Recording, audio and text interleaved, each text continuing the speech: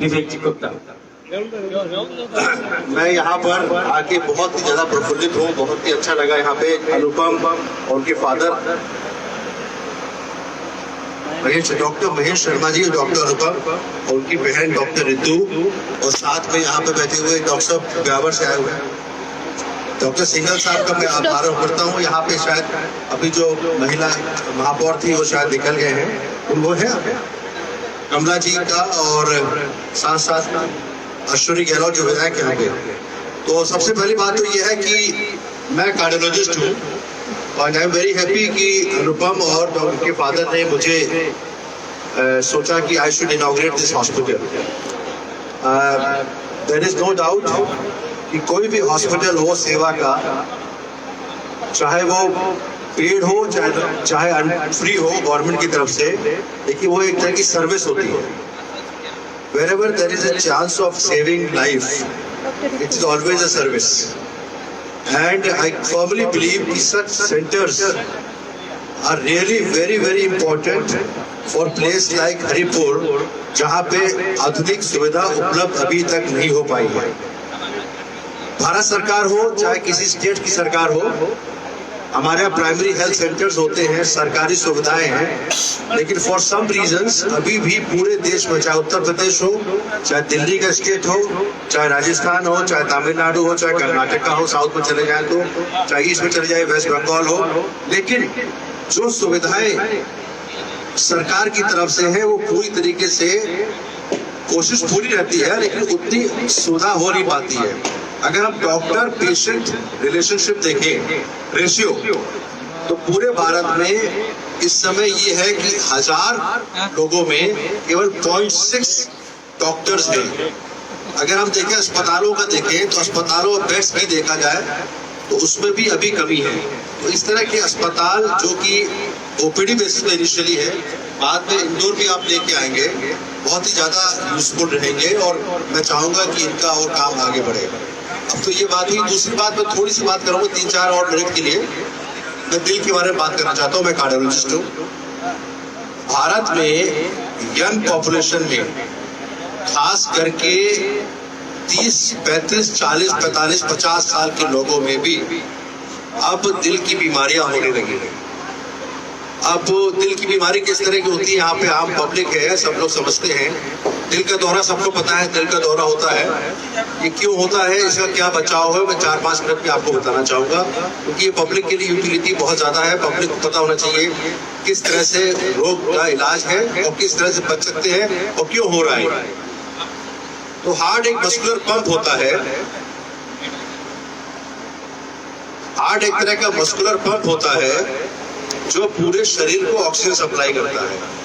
हम लोग सोचते हैं कि कई बार कहते हैं दिल लगा, दिल लगी, लोग दिल से सोचते हैं। सोचने का काम केवल ब्रेन करता है। हार्ट का काम क्या है, दिमाग को चलाना। एक तरह का मस्कुलर पंप है, आप मेरा हाथ देख रहे होंगे, कॉन्स्टेंटली काम करता है from the birth till death. बच्चा पेट में आता है तो 6 हफ्ते के बाद उसमें कार्डियक एक्टिविटी आ जाती है। 6 हफ्ते के बाद, उसके बाद से लेकर जब तक मृत्यु नहीं होती है, एक दिल ही ऐसा ऑर्गन है जो कॉन्स्टेंटली काम कर रहा है। आप जब सो जाते हैं तो दिमाग भी थोड़ा सा रेस्ट करता है, जब आप काम नहीं करते तो हाथ रेस्ट करता है, आपकी किडनी भी जब आप पानी ज्यादा नहीं पिएंगे तो कम काम करेगी। तो rest of the body organ सारे रेस्ट करते हैं, लेकिन हार्ट रेस्ट नहीं करता, क्योंकि अगर हार्ट रुका तो मृत्यु हो जाती है। तो हार्ट को बचाना बहुत जरूरी है। अब भगवान ने भी क्या किया कि दिल एक दिया, 2 किडनीज दे दी, 2 दिमाग के 2 हिस्से दे दिए, 2 हाथ, 2 पैर, 2 आंख, 2 कान, दिल एक। अब क्या है, इसी में एक प्रॉब्लम आती है कि अगर दिल, तो इसीलिए everybody is fearing heart disease. लेकिन हमारा पर्पस ये है कि अभी भी हमारा नंबर 1 किलर पूरे वर्ल्ड में is heart disease. Number 1 killer is heart attack. अब मैं बता रहा था कि जब हार्ट पंप करता है तो इसकी 3 धमनियां होती हैं। 3 धमनियां होती हैं जो हार्ट को सप्लाई करती हैं। जैसे कि मैं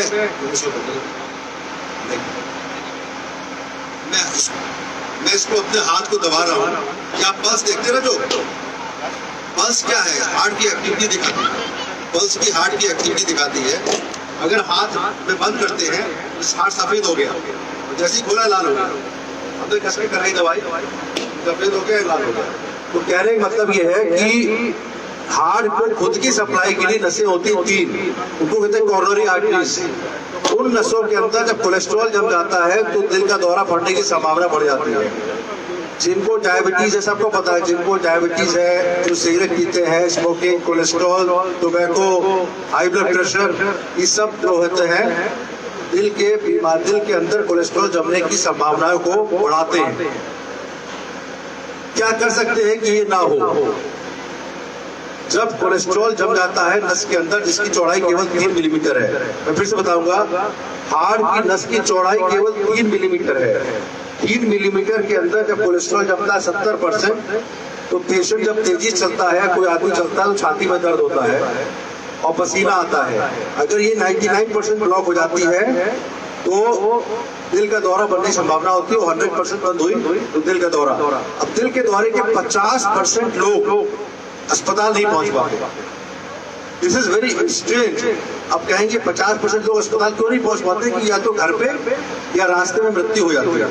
तो दिल का दौरा कैन बी सो खाता है, it can lead to sudden cardiac death. इसको प्रिवेंट करने का तरीका क्या है और डायग्नोसिस करने का तरीका क्या है? पहली बात तो है कि ये बात डराने की बात नहीं है, समझाने की बात ये है कि हर छाती का दर्द दिल का दर्द नहीं होता। हर छाती का दर्द दिल का दर्द नहीं होता। It is only 20% of the chest pain are actually cardiac pain. लोग घबराते हैं। जब सुबह फोन आया पेशेंट का कि मुझे छाती में चारों तरफ दर्द होता रहता है, तो मैं इसके लिए क्या करूं? जो चारों तरफ कुछ ऐसे लक्षण होते हैं, आप लोग पब्लिक समझिएगा, आपके आसपास के देश में, आपके आसपास आपके माता पिता भाई बहन किसी को भी छाती में दर्द होता है, कुछ ऐसे लक्षण होते हैं जिससे आपको पता लगता है कि आप दर्द, जिससे कि वो दिल का दर्द है, यानी कि चेस्ट पेन एंजाइना है। एंजाइना का लक्षण सबसे इंपॉर्टेंट लक्षण है। जब पेशेंट तेजी से भागता है तो छाती में दर्द होगा। अगर ऐसा हो रहा है और आराम करने से आराम मिल रहा है दर्द में, तो इसका मतलब ये एंजाइना है। अगर किसी को खाना खाने के बाद, बहुत बड़ी बात बता रहा हूँ मैं आपको, समझिए, कुछ लोगों को गैस गैस बोलते रहते हैं। खाना खाने के बाद छाती भारी हुई, लोग सोचते हैं गैस भर गई है। ऐसा नहीं है, वो भी एक्चुअली एंजाइना होता है। कई पेशेंट्स इग्नोर करते हैं इसको। खाना खाने के बाद अगर छाती भारी हो रही है या ज्यादा अत्यधिक गैस बन रही है, वो दिल की बीमारी है, वो गैस की बीमारी नहीं है। साथ साथ अगर चोकिंग हो रही है, सफोकेशन हो रहा है, घुटन हो रही है, दर्द हल्का है लेकिन घुटन ज्यादा है, ये भी एंजाइना हो सकता है। तो ऐसे लक्षण में आप इसको इग्नोर ना करें, ईसीजी की जांच कराएं और साथ साथ अपने कार्डियोलॉजिस्ट की या फिजिशियन से राय लेके आगे की जांच कराएं। और सबसे महत्वपूर्ण जांच जो होती है वो होती है एंजियोग्राफी की जांच। हार्ट की 3 नसों की जांच में कंफर्मेशन कैसे होगा? काफी लोगों को पता है 4-5 जांच होती है। इको की जांच, ईसीजी की जांच, टीएमटी की जांच, सबको पता है ये बात। एक्सरे छाती करते हैं, लेकिन कोई भी कंफर्मेटरी नहीं होता। अगर ट्रीटमेंट टेस्ट खराब है तो एंजियोग्राफी करानी जरूरी है। कुछ लोग ईसीजी करा लेते हैं केवल, वो सोचते हैं मैं स्वस्थ हूँ। ईसीजी जब तक दिल का दौरा नहीं पड़ेगा तब तक नॉर्मल रहेगा। जब तक दिल का दौरा नहीं पड़ेगा तब तक नॉर्मल रहेगा। इसलिए केवल ईसीजी की जांच में ना रुके। हम और आप मिलकर दोनों हार्ट की बीमारी को रोक सकते हैं, क्योंकि फेसबुक लाइव भी जा रहा है और आप वीडियो रिकॉर्डिंग भी कर रहे हैं। इसलिए मेरा थोड़ा दायित्व और बनता है, थोड़ा और बताएं। अगर केवल ईसीजी करा लिया, किसी को छाती में दर्द एंजाइना कराया, कंफर्म एंजाइना है, ईसीजी विल रिमेन नॉर्मल। अगर किसी को इको करा लिया, इको तब तक खराब नहीं होगा जब तक उसको पुराना दिल का दौरा नहीं पड़ चुका होगा। यानी कि अगर आपको छाती में दर्द है, किसी को भी, आपकी फैमिली में, जान पहचान में, दोस्तों को, यारों को, तो ECG echo is not enough. जरूरत होगी तो एंजियोग्राफी की जांच कराएं। हमारे विधायक जी भी आ गए हैं। आप 1 मिनट 2 मिनट आइए, थोड़ा सा भाषण सुनिए और इम्पोर्टेंट आइए, क्योंकि आप जितने लोगों से मिलते हैं पब्लिक में, कभी लोगों से मिलते हैं। डॉक्टर अनुपम इतने लोगों से नहीं मिलेगी जितना ये मिलेंगे। तो बताना चाहता है कि एंजियोग्राफी की जांच सबसे इम्पोर्टेंट जांच होती है। अब एंजियोग्राफी की सुविधा सरकारी अस्पतालों में, अपने मेयर मैडम भी आ गई तो एंजियोग्राफी की जांच एक महत्वपूर्ण जांच है। मैं कल दोपहर को जब इनका फोन आ रहा था तो मैंने कल शाम को 2 एंजियोग्राफी करी। एक में तीनों उसको कोई प्रॉब्लम नहीं थी, तीनों नसों में ब्लॉक निकली, क्योंकि डायबिटीज पहले से था। और दूसरे में 100% है, उसके एंजियोप्लास्टी मंडे को, ट्यूसडे को आगे करूंगा मैं। एक तो ये बात हुई, मैं फिर से रिपीट करूंगा, बड़ा सिंपल बात है। हर छाती का दर्द एंजाइना नहीं होता। एंजाइना के 4 लक्षण होते हैं। अगर तेज चलने पे, सीढ़ी चढ़ने पे, पहाड़ पे चढ़ने पे, भागने पे, साइकिल चलाने पे अगर छाती में दर्द हो रहा है, आराम करने से या रोकने पे, रेस्ट करने पे ठीक हो रहा है, सर्दियां एंजाइना है। एंजाइना मतलब हार्ट की एक नस में कम से कम 70% ब्लॉकेज कोलेस्ट्रॉल जमने से। Angina is safe but heart attack is life risky. Heart attack में क्या होता है, इसी 70% के खून के नस के अंदर बहाव बंद हो जाता है, खून का थक्का जम जाता है, तो दिल का दौरा पड़ता है। डायबिटीज अगर किसी को है, हम लोग काफी लोग इग्नोर करते हैं, अरे शुगर हमारे 150 चल रहा है, कोई दिक्कत नहीं है। डायबिटीज कंट्रोल करना बहुत जरूरी है कि अगर डायबिटीज कंट्रोल नहीं करेंगे, 4-5 साल निकल के आपकी किडनी भी खराब हो सकती है, आंख भी खराब हो सकती है, रेटिनोपैथी, और हार्ट के अंदर कोलेस्ट्रॉल जम जाता है। अब तो ये बात हुई हार्ट की मैंने बताया, फिर से बताना चाहूंगा, अगर एंजियोग्राफी की जरूरत है जरूर कराइए। अब तो सरकारी अस्पतालों में भी हो रही है एंजियोग्राफी। जब मैं फ्रांस से लौटा था 1998 में, तो केवल बड़े बड़े अस्पतालों में ही एंजियोग्राफी की जांच होती थी। अब सरकार ने मुहिम सारे डिस्ट्रिक्ट हॉस्पिटल में हो रही है। लेकिन अगर आप अफोर्ड कर सकते हैं तो किसी और अस्पताल चले जाइए, otherwise you can do anywhere. Angiography करने के बाद सबको बाईपास की जरूरत नहीं पड़ती। लोग एंजियोग्राफी क्यों नहीं कराते, डर के बारे। मेरे यूट्यूब चैनल है डॉक्टर वेदगुप्ता कार्डियोलॉजिस्ट, उसमें देखिएगा, कई लोग एंजियोग्राफी टालते रहते हैं and suddenly they lose life because उनको दिल का दौरा पड़ता है और मृत्यु हो जाती है। सारे केसेस में एंजियोग्राफी में एंजियोप्लास्टी या बाईपास की जरूरत नहीं पड़ती। कुछ लोगों में खास करके 70% की नस के अंदर ब्लॉकेज कम होता है, उनको हम लोग केवल दवाओं पे रखते हैं। अब ऐसी दवाइयां आ गई हैं जो नसों के अंदर ब्लॉकेज को बढ़ने से रोक सकती है। तो अगर जरूरत है केवल ईको ईसीजी पर ना रुके, केवल ईएमटी पर ना रुके, तो एंजियोग्राफी जांच कराएंगे। Coming on to bypass surgery, angioplasty. Angioplasty में हम लोग क्या करते हैं, मेरा काम है, मैंने एंजियोप्लास्टी काफी मिशन में कर चुके हो, कम से कम 10,000 केस हो चुके हैं। एक हार्ट की नस में, पैर की नस से एक छोटा सा बैलून डाल के नस को खोल देते हैं, उसमें स्टेंट लगा देते हैं जिससे कि नस का बहाव पूरा आता है। एक जो हार्ट की नस है, धमनी जिसे कहते हैं, वो भी एक हॉलो सिलेंडर है, उसके अंदर एक और सिलेंडर लगा दिया। मैं 2-3 बातें बताऊंगा जो लेटेस्ट चल रहा है। तो हार्ट की बात हो गई, जो ओमिक्रॉन वायरस के बारे में बहुत जरूरी है, टेलीविजन आपको बहुत बता रहा है। कोविड-19 केवल 3 मिनट लूंगा, फिर आप लोग शायद और काम करिएगा। कोविड-19 को मैंने बहुत स्ट्रांगली फॉलो किया, उनको हमारे कई वेबिनार अटेंड किए। मैंने 27 वेबिनार किए during last 2 year, 27। Italy, America, Europe के डॉक्टर्स, फ्रांस, पुर्तगाल, सारे डॉक्टर जोड़ के और भारत के डॉक्टरों के वेबिनार, मतलब ऑनलाइन। अब तो अभी शुरू हो गया है, फिजिकल भी शुरू हो गया है। अभी 13 दिसंबर में कॉन्फ्रेंस करी थी, उसमें कोविड पे अपना भाषण किया था अपने दिल्ली में। तो कोविड इतना खतरनाक क्यों है? सारे खांसी जुकाम बुखार। डोनाल्ड ट्रंप आए थे यहाँ 24 फरवरी 2020 को भारत के आमंत्रण पे, राष्ट्रपति वहां के आए थे। पहला कोविड केस आया था जो देखा गया था 2019 में। इसको कोविड-19 क्यों कहते हैं? क्योंकि 2019 में आया। कोविड मतलब corona virus disease, corona virus disease, इसलिए इसको कोविड नाम दिया गया। अब ये ऐसा वायरस था जो वुहान चाइना से हुआ। बहुत वायरस आए, बहुत रोज, हर देखिए, हर जाड़े में खांसी जुकाम बुखार होता है और सारे वायरस डिजीज होते हैं। लेकिन ये कोविड-19 वायरस इतना क्यों तूफान मचा दिया? पहला आ गया नवंबर 2019 में वुहान चाइना में। भारत में आया पहला केस 30 जनवरी 2020 में केरला में।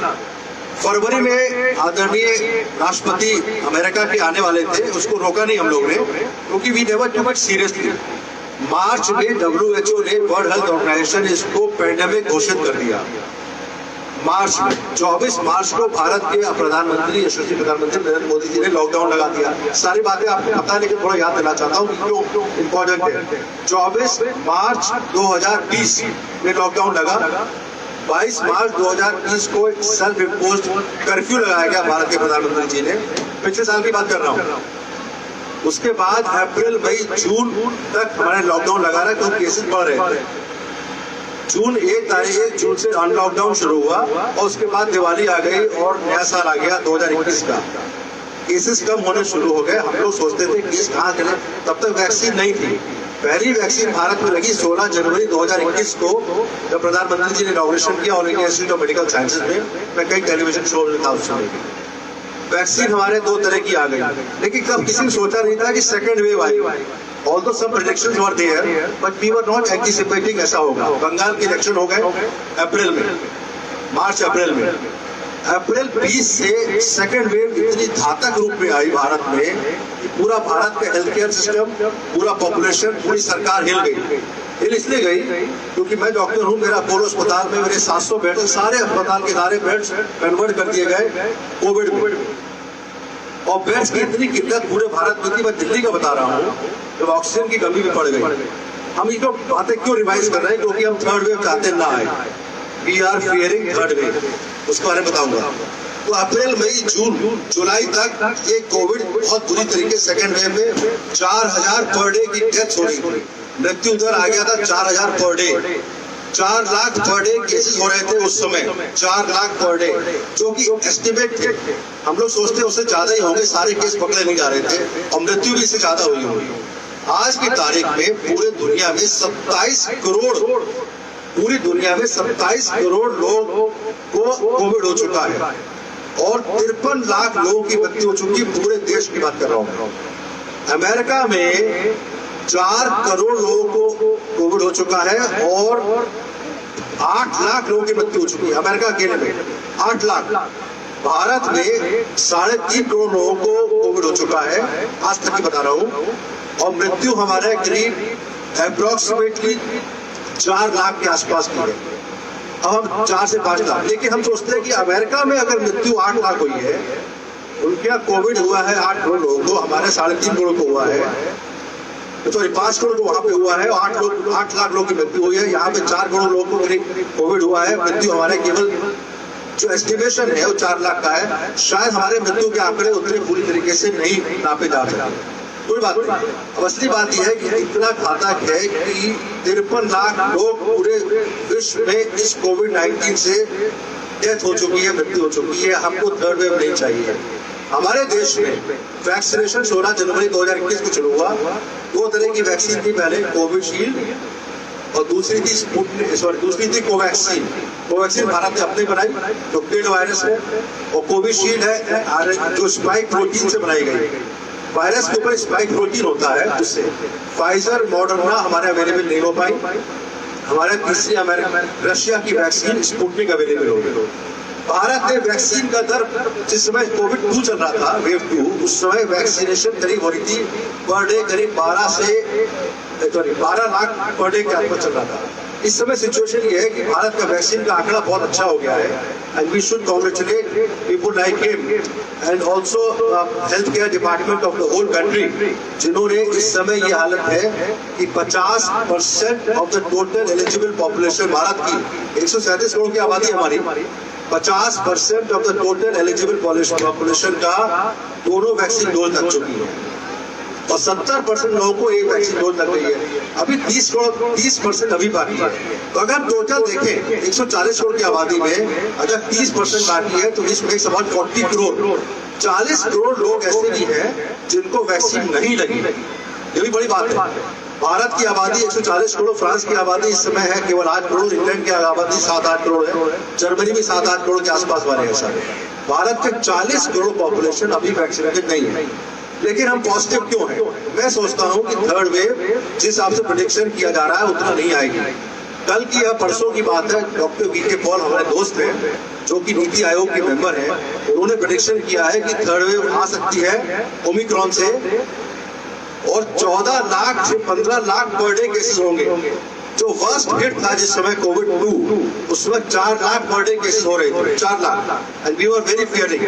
उन्होंने प्रेडिक्शन कर दिया कि 14 लाख से 15 लाख केसेस पर डे होंगे इसी ओमिक्रॉन की वजह से। उनका प्रेडिक्शन का रीजन मैं बताऊंगा, फिर मैं अपनी बात रोकूंगा। उनका प्रेडिक्शन ये है कि ओमिक्रॉन वायरस जो आया है उसमें डेल्टा वायरस था, आपको सबको याद होगा डेल्टा वायरस। कोविड-19 के अलग अलग म्यूटेशन हुए, पहले अल्फा, फिर बीटा, फिर गामा, फिर डेल्टा और आगे ओमिक्रॉन। ओमिक्रॉन फर्क क्या है? ओमिक्रॉन डेल्टा से 3 गुना ज्यादा संक्रमित करता है, यानी कि अगर किसी को ओमिक्रॉन है यहाँ पे, तो अगर डेल्टा 1 को करेगा तो वो 3 लोगों को इन्फेक्ट करेगा, वो आदमी जाएगा फिर 3 को करेगा, तो एक तरह से वो आदमी घूमता घूमता 50 लोगों को संक्रमित कर सकता है। तो ये ओमिक्रॉन वायरस के बारे में साउथ अफ्रीका में 4 नवंबर 2021 को पहला केस आया 4 नवंबर, आज तारीख हो गई 19 नवंबर दिसंबर, यानी 1.5 महीना हो चुका है ओमिक्रॉन का पूरे विश्व में। पहले केवल साउथ अफ्रीका में था, अब 73 कंट्रीज में, पूरे विश्व में 73 कंट्री में पहुंच चुका है। इस समय देखिए भारत में केसेस कितने हो रहे पर डे, करीब 7 से 8 हजार। अनुपम समझिएगा, इंडिया में केवल अभी 8 हजार पर डे केसेस हो रहे हैं, 8 हजार पर डे, जबकि हमारी टेस्टिंग ठीक ठाक है, बहुत खराब नहीं है। फ्रांस में कितने हो रहे हैं? 70 हजार पर डे आज की तारीख में। जर्मनी में हो रहे हैं 80 हजार, अमेरिका में 90 हजार पर डे। अब हम लोग सोचते हैं कि हमारे देश में ओमिक्रॉन आ चुका है। अभी आप देखते हैं अखबार में 70 लोग ओमिक्रॉन, 70 नहीं है, 70 से कहीं ज्यादा है, क्योंकि हमारे जो बायोजेनिक एनालिसिस होती है, होता है आरटीपीसीआर टेस्ट, आरटीपीसीआर करते हैं टेस्ट, उससे पता लगता है आपको कोविड हो गया। उससे ये नहीं पता लगता कि आपको डेल्टा है या ओमिक्रॉन है। ओमिक्रॉन के लिए अलग एनालिसिस होती है, उसका नाम होता है बायोजेनिक एनालिसिस। उसमें रिजल्ट आता है कम से कम 3 दिन में। तो हमारे देश में बायोजेनिक एनालिसिस बहुत स्लो, बहुत कम हो रही है। तो मैं सोचता हूँ, हमारी बात हुई जो लोग करते हैं ICMR में, कि भाई इसका ओमिक्रॉन तो हमारे देश में आ चुका है, एक केस 70 केस नहीं है, कम से कम 2000-5000 केसेस होंगे आराम से। लेकिन अच्छी बात यह है, पॉजिटिव पॉइंट यह है कि ये ओमिक्रॉन इतना घातक नहीं है जितना कि डेल्टा था। इन्फेक्शन ज्यादा करता है, लेकिन केवल खांसी जुकाम बुखार करके हल्का सा सुरसुरी हुई, फेफड़े में निमोनिया नहीं करता, ऐसा साउथ अफ्रीका की रिसर्च ने और अमेरिका की रिसर्च ने बताया। लेकिन उनका कहना है, डॉक्टर वी के पॉल का या नीति आयोग का कहना है, एक आदमी की बात नहीं कर रहा हूँ, नीति आयोग बड़ा ऑर्गेनाइजेशन है जो प्रेडिक्शन करती है, सारे काम में लगी हुई है।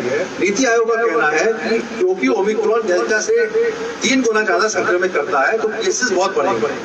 अब वो केसेस बढ़ेंगे जरूर, कितने बढ़ेंगे नहीं बढ़ेंगे तो उनका अनुमान है। लेकिन हमारे पॉजिटिव पॉइंट क्या है? देखिए, हम लोग यहाँ मास्क नहीं पहने हुए, कोई नहीं पहना, मास्क पहन के आया था, लेकिन मैंने उतार दिया।